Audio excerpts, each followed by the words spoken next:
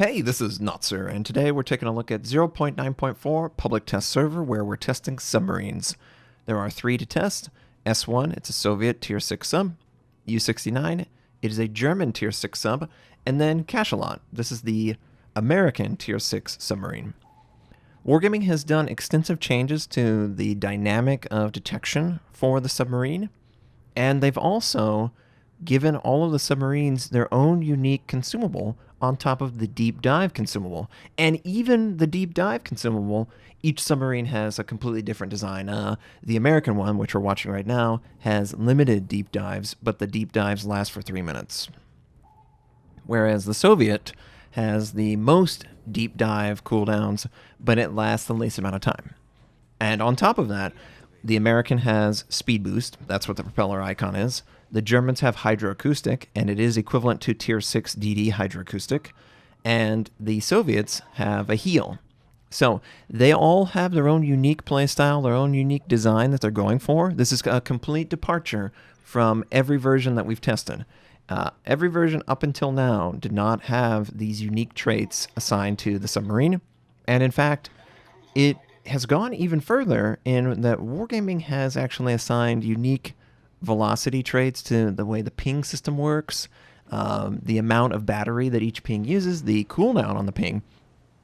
It's so unique and so customized that the ping itself is as unique as the ship itself, which is definitely something that the player base is going to have to get used to. I certainly have had to get used to it. The pings just move at a slightly different velocity depending on which submarine you're in control of. But they're still using the battery system. The battery system is still 1/4 speed, or on the surface, you will regenerate battery. And that works very well, and it makes perfect sense. If you are underwater going at full speed or half speed, you will be slowly using your battery. So, in essence, everything is screaming that you need to play at or near the surface, because the surface has a lot of modifiers in how you are detected and how easy it is to do damage. Here is a great example of one of the biggest changes they've made. They have assigned each of the ping emission an extension that blooms out, just like you would if you were firing your main battery in a battleship or a cruiser. Instead of something like the torpedo send causing a bloom, it's actually the sonar ping emission. So the sonar ping emission, for all of the homing that it provides, it actually has a really big downside. When you're using it inside of the detection ring that it has on the minimap, you're automatically detected. And it can happen from 5 kilometers away underwater. It could be, depending on the type of submarine, you have either longer range or shorter range.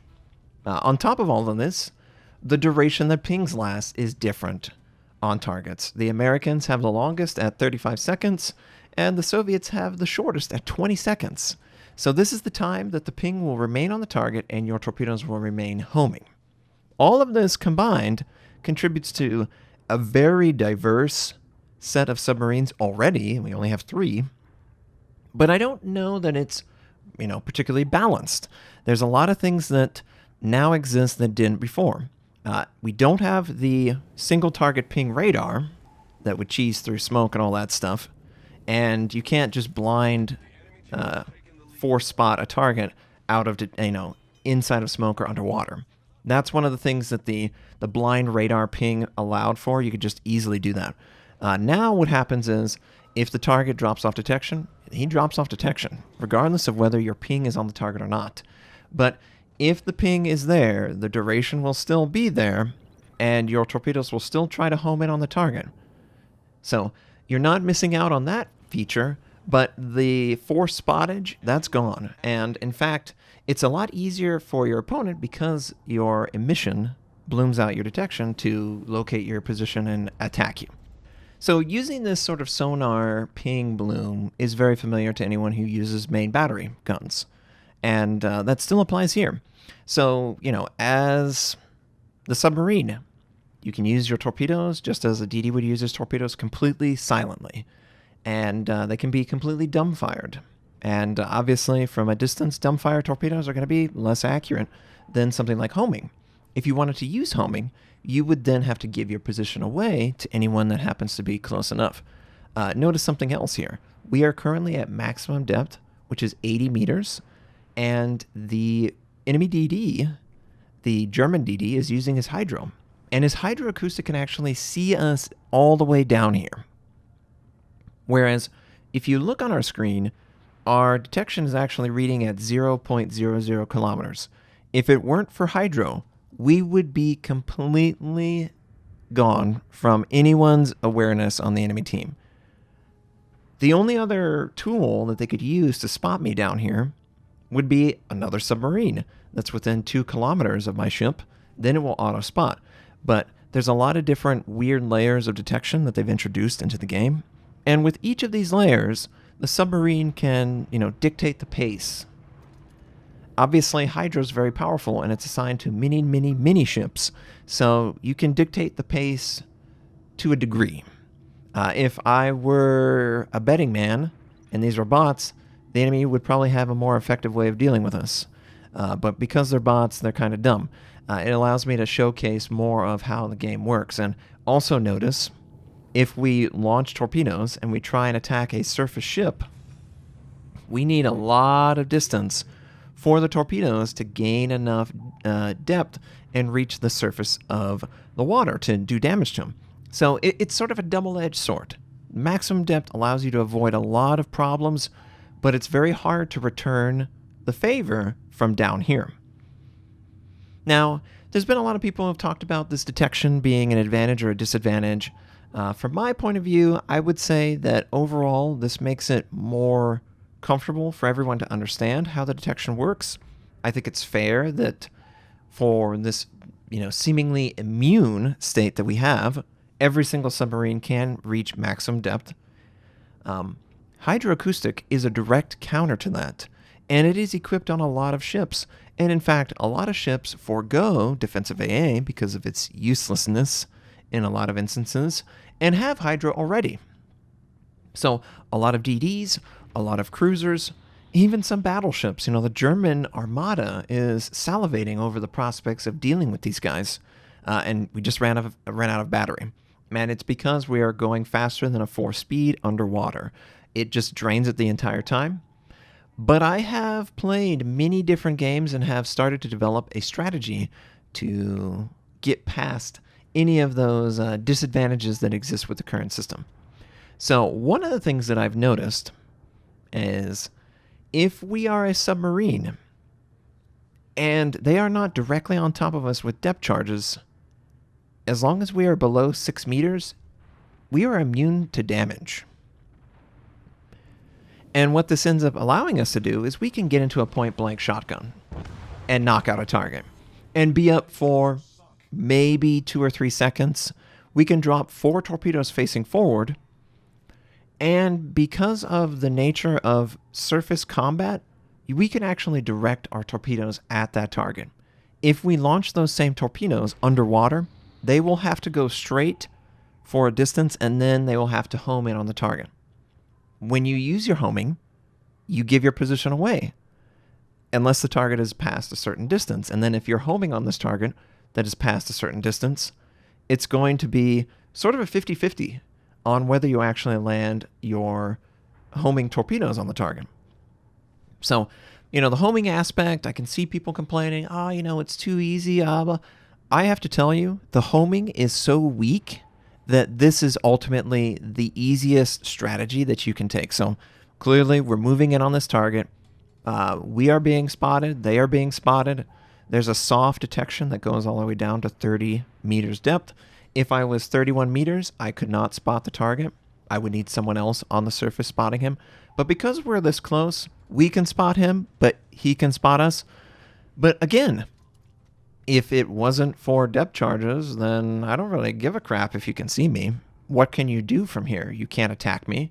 So I'm going to try and approach the surface level slowly, and I'm going to do it in such a way that I can keep this guy spotted, and I'm also going to send my torpedoes so that both sets are on the surface. And you'll notice that when we're underwater, they just go forward. But when we're on the surface, we get that nice, familiar torpedo arc that is presented on all DDs and any ship that has torpedoes, save for submarines, and that allows for a more nuanced target.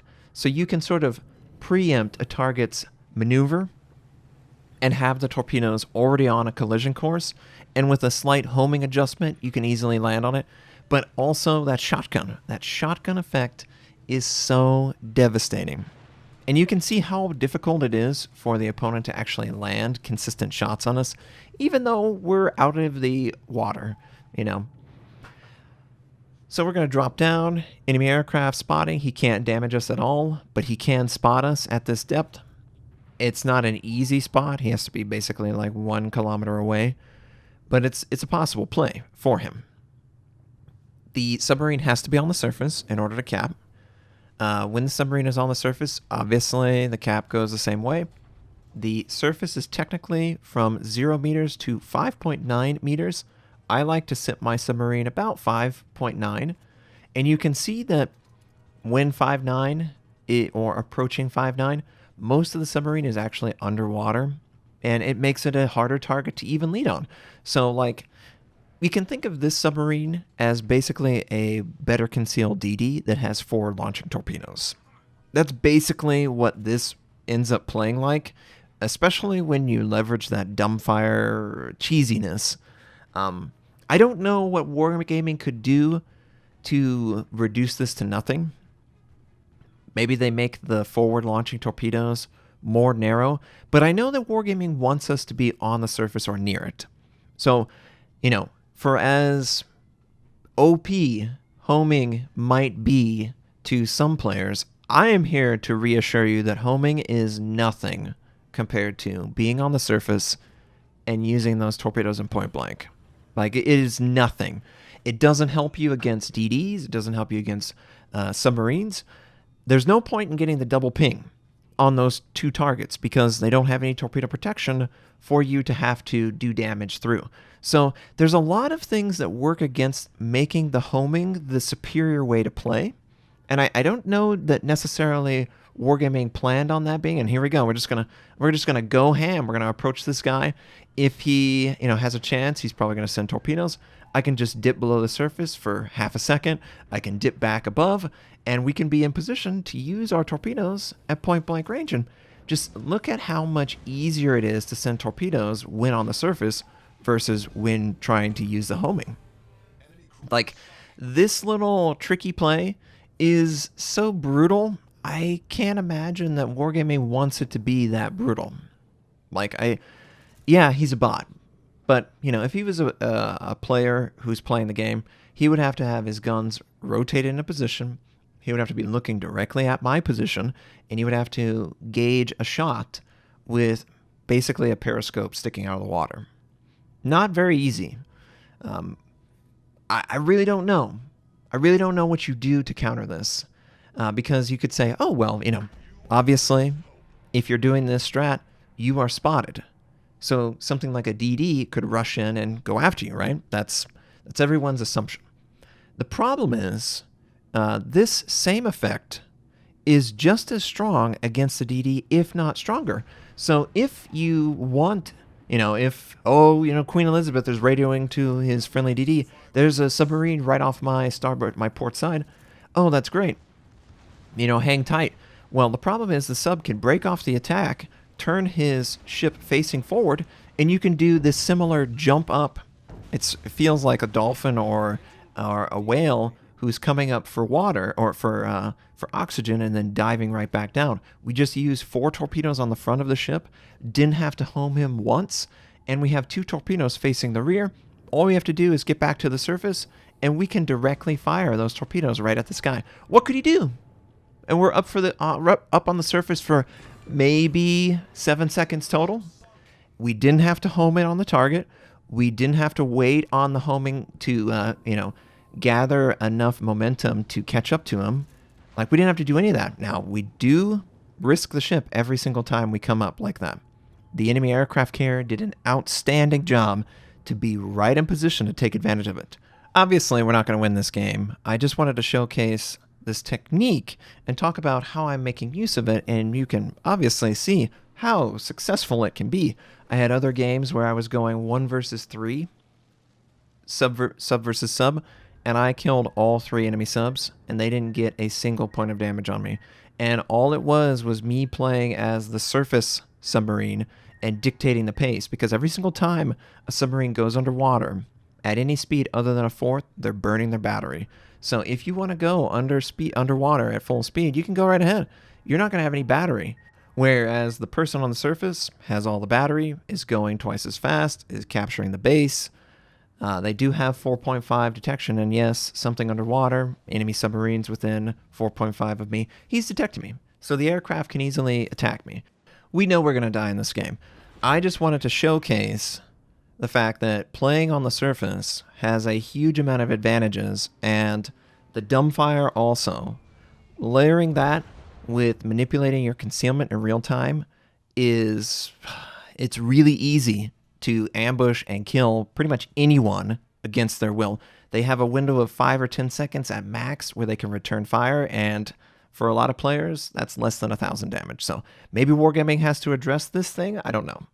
Thanks for watching. If you'd like to check out more of my content, you can click the most recent or the most relevant uploads. You could also choose to subscribe to my channel. We do daily World Wars videos, first impression, how-to, news, and review related. My North American recruit invite is on the screen. You can take advantage of that. I stream at twitch.tv/Notser. Thank you, have a wonderful day, and I'll catch you next time.